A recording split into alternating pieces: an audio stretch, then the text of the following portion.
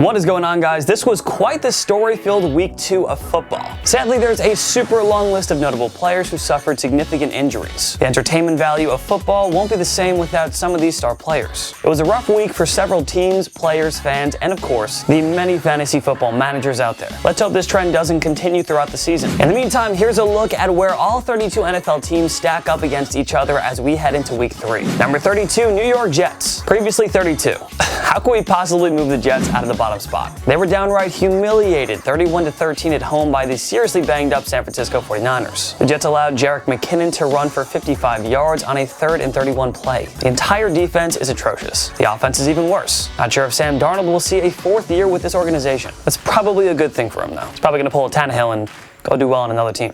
Number 31, New York Giants. Previously 29th. That's a big yikes. Another uninspiring effort from Daniel Jones. The defense looked decent, but playing Mitch Trubisky will do that to you. Saquon Barkley's out for the season with a torn ACL in a season that has quickly gone off the rails. The Giants will be in the running for the 1st overall pick in 2021. These next 14 games are not going to be pretty. Number 30, Carolina Panthers. Previously 24th. Everybody knew this was a rebuild in Carolina, but the lack of football fundamentals is still hard to watch. Teddy Bridgewater's 367-yard performance went to waste. At least DJ Moore and Robbie Anderson look like a top-tier receiving duo. Losing Christian McCaffrey for multiple weeks is awfully concerning though. Number 29, Miami Dolphins. Previously 31st. The Fins hung in there against rising superstar Josh Allen and the stingy Bills defense. Speaking of defense though, Miami certainly has a lot of weaknesses there. Is it Tua time yet? Simply put, Miami is playing how we expected them to play. They are who we thought they were. This is still the early phase of a rebuilding period, so stay patient, South Beach. Number 28, Cincinnati Bengals. Previously 26th. Joe Burrow went toe-to-toe with Baker Mayfield in an epic Thursday night battle of Ohio. Like the Dolphins, Cincy isn't supposed to compete much this year. Just enjoy Burrow's rookie season and keep your expectations minimal for this team in 2020. Number 27, Denver Broncos. Previously 21st. Von Miller and Courtland Sutton are out for the year. Drew Lock is injured too now. Yeah, this team should be happy if they avoid a bottom 5 finish in 2020. This season has quickly become a disaster. So much for being a playoff dark horse. Number 26, Detroit Lions. Previously 27th.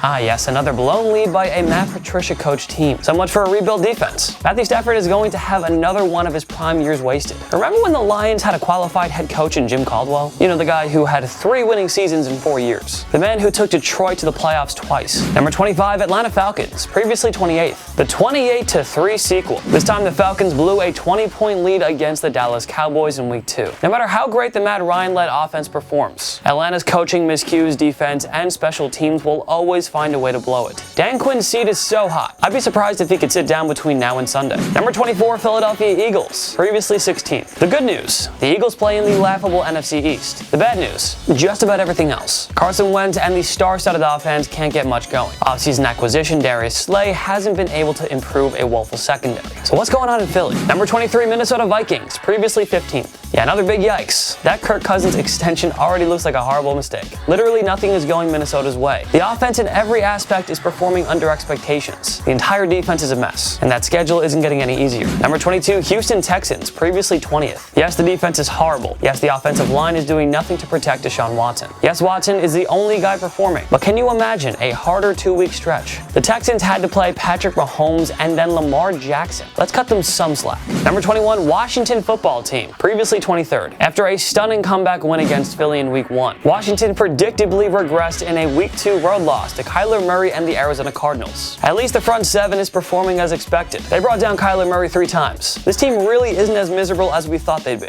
So that's a good thing.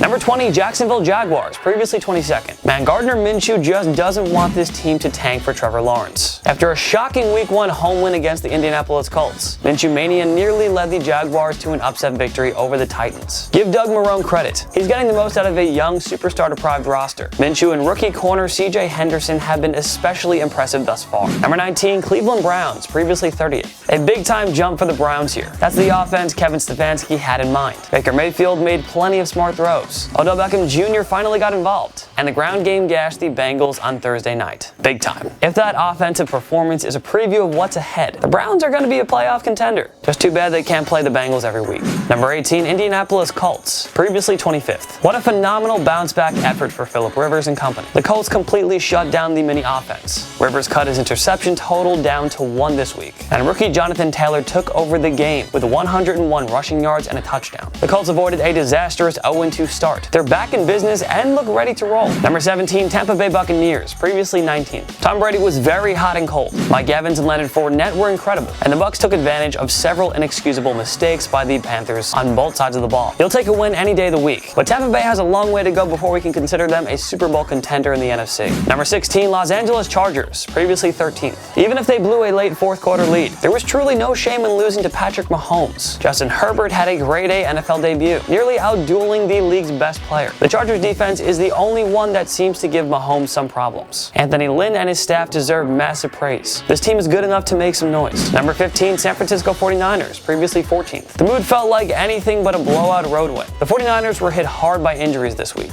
and losing Nick Bosa hurts this pass rush big time. Hard to feel good about the 49ers Super Bowl chances right now. Number 14, Chicago Bears, previously 18th. Beating the mistake-prone Lions and uninspiring Giants may not feel like an accomplishment, but who cares? 2-0 is 2-0. The defense remains elite, and Mitch Trubisky is playing at a not-so-awful level. That's all they need. Number 13, Dallas Cowboys, previously 17th. Thank goodness they played the Falcons, who love late-game gaffes, or else the Cowboys would be 0-2. That defense has been a disaster thus far. Luckily, Dak Prescott and the rest of that high-powered offense was capable of outscoring the team's problems. And isn't it nice playing in the NFC East? The Cowboys are already in the driver's seat to win. Number 12, New England Patriots, previously 7th. Absolutely zero shame in losing to Russell Wilson on the road. Side note, isn't it ironic that after picking off Russell Wilson at the 1-yard line, the Pats have fallen 1 yard short of each of their last 2 meetings against the Seahawks? I mean, please, we need another Super Bowl matchup between these two. The defense had an off game, which is often the case for anybody who faces Wilson, but they'll regroup and regain their top form soon. And is it too early to cast a vote for Cam Newton as Comeback Player of the Year? We'll see. Number 11, Los Angeles Rams, previously 10th. Well then,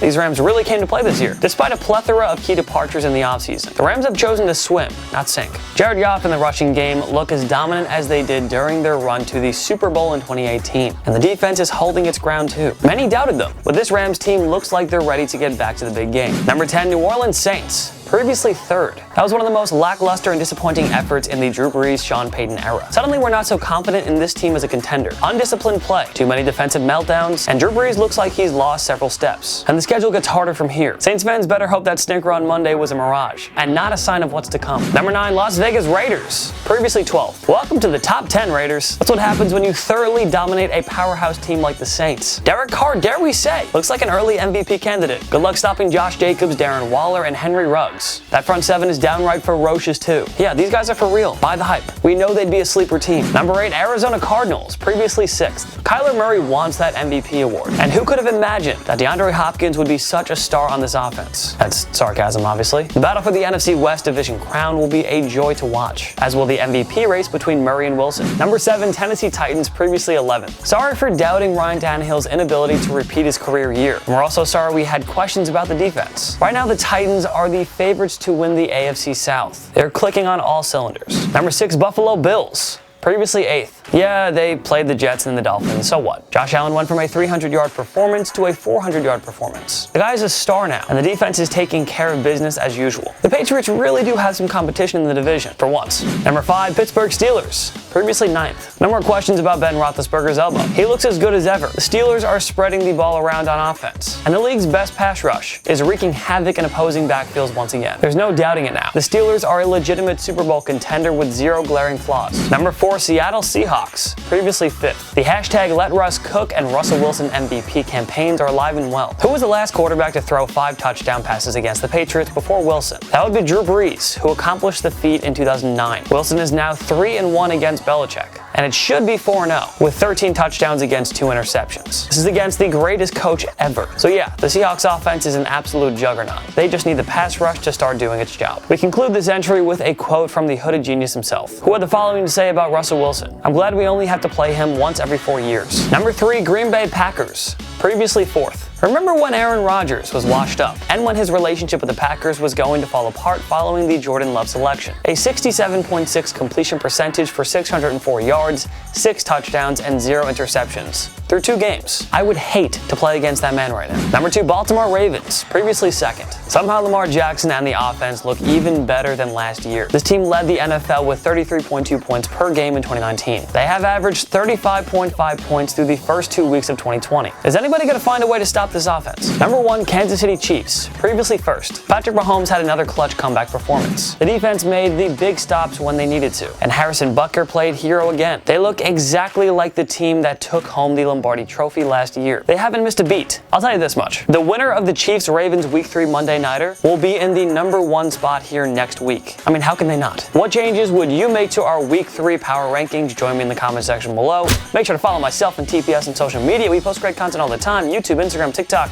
We are on everything. Go find us, go subscribe, go do that whole thing. Of course, if you like this video, give it a like. It takes 1 click. And subscribe to TPS. We post videos every single day. And of course, thank you so much for watching. I'm Jason Biondo. I'll see you next time. On my knee.